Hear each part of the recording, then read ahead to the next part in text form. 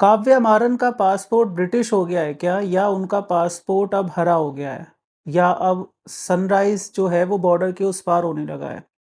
हो क्या रहा है ये कोई हमें समझाए, क्योंकि तमिलनाडु की लड़की डीएमके परिवार की सदस्य है, सन ग्रुप की भागीदार और सनराइजर्स हैदराबाद, इंडिया वाला हैदराबाद, पाकिस्तान वाला हैदराबाद नहीं, सनराइजर्स हैदराबाद की मालकिन, जिन्हें सोशल मीडिया से लेकर आईपीएल मैचों के दौरान उनकी झलकियों तक उन्हें सब बहुत चाहते हैं, बड़ा पसंद करते हैं और बहुत शालीन तरीके से, फूहड़ तरीके से नहीं।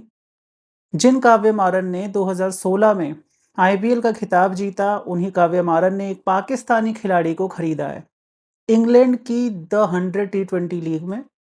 दरअसल काव्या 100 की एक टीम सनराइजर्स लीड्स की मालकिन है और उन्होंने ऐसे वैसे पाकिस्तानी खिलाड़ी को भी नहीं खरीदा है, उन्होंने खरीदा अबरार अहमद को।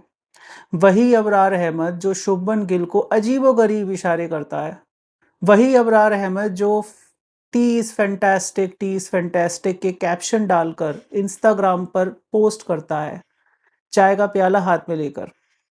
और ऐसा उसने एक बार नहीं किया है, कई बार किया है। और क्यों करता है वो हम सब जानते हैं। वो अभिनंदन को चिढ़ाता है, जिन्होंने पाकियों से चाय बनवाई, पी और फिर पूरी शान से बॉर्डर क्रॉस करते हुए वापस भारत आ गए। वैसे बता दें कि अभिनंदन भी तमिलनाडु के लड़के हैं, जिन्होंने अपनी जान पर खेलकर इन पैदाइशी आतंकवादियों का सामना किया।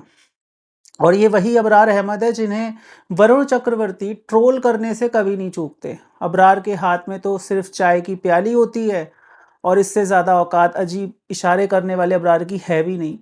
लेकिन जब वरुण ट्रोल करते हैं तो उनके एक हाथ में चाय और दूसरे हाथ में ट्रॉफी होती है।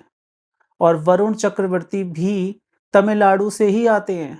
खैर, बहरहाल ये समझ से परे है कि क्या काव्या मारन भूल गई कि पहलगाम में पाकिस्तानियों ने क्या किया था, या फिर उनका परिवार और जिस पार्टी को उनका परिवार चलाता है वो मानता ही नहीं कि पाकिस्तान एक आतंकी मुल्क है और उसका बहिष्कार उतना ही ज़रूरी है जितना कुछ और भी हमारे देश के लिए। 4 और टीम हैं द 100 में जिनके मालिक कोई भी भारतीय नहीं है, तो लेने देते उन्हें आप किसी और को लेने देते, क्या हो जाता? वो क्या ज़रूरत थी कि आपको ही अबरार अहमद को लेना है, आपको ही एक पाकिस्तानी खिलाड़ी को लेना है। ये ज़रूरी तो नहीं है कि आपको खिलाड़ी लेना ही है। ईसीबी हमें तो नहीं बता सकता, आपको तो नहीं बता सकता कि किसे खिलाना है और किसको नहीं।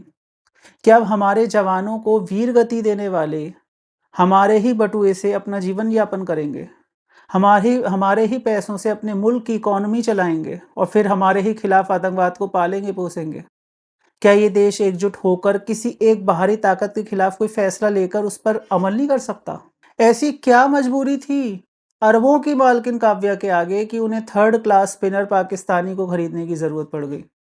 काव्या सनराइजर्स हैदराबाद की मालकिन है। तेलुगु लोगों को ये बात बहुत चुभेगी और चुभ भी रही है। वो देश के मामलों पर और देश सुरक्षा के मामलों पर ऐसे नहीं है कि वो दुश्मन टीम के खिलाड़ियों के लिए तालियां बजाएं।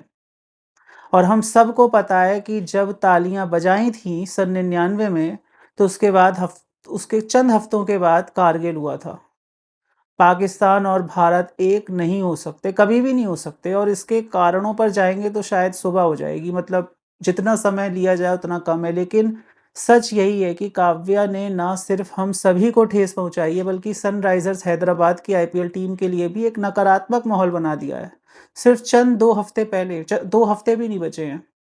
और हो सकता है आप अपने परिवार की तरह खुद को द्रविडियन मानती हो सकता है सनातनियों को आप बीमारी मानती हो, लेकिन टीम तो आपकी इंडियन प्रीमियर लीग की ही है।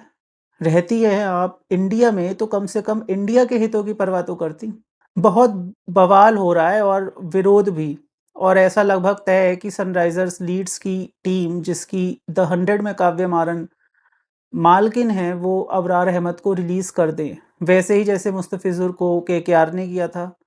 मुस्तफ़िज़ुर यूँ फिर भी कभी भारत के खिलाफ व्यक्तिगत रूप से खुल के कभी नहीं बोले, वो कभी भी पब्लिक में कुछ भी उन्होंने ऐसा नहीं बोला। लेकिन अबरार जैसे ज़हरीले इंसान को पैसों का तोहफ़ा देना, किस लिए भई?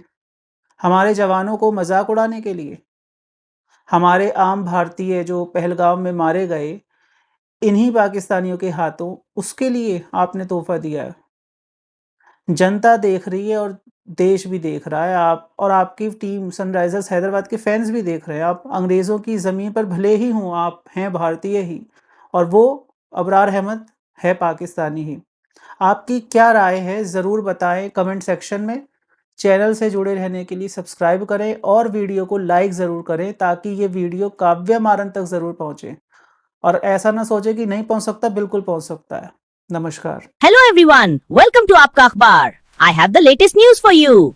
To stay updated, subscribe to our channel. Just click the button below. Thanks for watching. See you tomorrow.